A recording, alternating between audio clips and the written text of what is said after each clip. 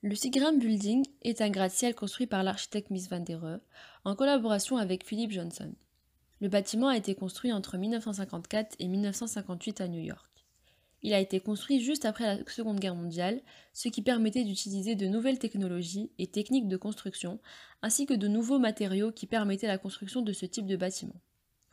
Ce bâtiment possède une hauteur de 157 mètres et est réparti en 39 étages. La hauteur libre d'un niveau est de 2,5 mètres en moyenne, sauf le rez-de-chaussée qui est libéré et qui élève le bâtiment de 7 mètres au-dessus du sol. L'architecte n'utilise que la moitié de la surface du terrain et ainsi crée un grand parvis qui peut donc accueillir les visiteurs. La direction de Mies van der Rohe était celle d'une structure et une construction claires. Le type de fondation employé pour ce bâtiment est une fondation superficielle en utilisant des semelles isolées qui sont les fondations de poteaux. Le Seagram est un bâtiment pris en charge sur pilotis qui possède une structure poteau-poutre en béton armé. La travée structurelle est de 8,5 mètres. Dans sa structure, il utilise l'IPN ou poutrelle en I à profil normal, qui est un type de profilé planacier en forme de I, de section constante, portant sur sa semelle inférieure et de dimension 16 par 12 cm. Les poteaux et les poutres sont reliés par des vis à haute résistance enduits sur du béton armé. Le système utilisé est un système composé puisqu'il combine deux matériaux avec deux qualités différentes. La résistance à une forte flexion de l'acier et l'effort de compression du béton.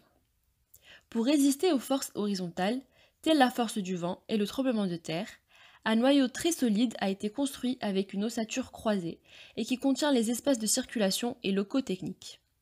En effet, des treillis sont élevés jusqu'au 30e étage, encastrés dans le béton armé. Quant au plancher, il possède une épaisseur totale de 95 cm. De l'acier composite est employé pour la première fois dans ce bâtiment. À cette structure se dresse un mur rideau, qui est la façade du bâtiment. La peau se trouve devant la structure et outre les points de raccordement, elle est indépendante. Par conséquent, les problèmes de dilatation et de rétraction ne se posent pas, car les éléments structurels ne sont pas exposés aux intempéries et donc leur température ne varie pas, ils demeurent statiques. Mies van der Rohe voulait une ossature métallique apparente. Cependant, le code de construction américain demandait que toutes les structures soient ignifugées pour le couvrir du feu. Il fallut donc revêtir l'ossature avec du béton armé qui dépasse de 10 cm.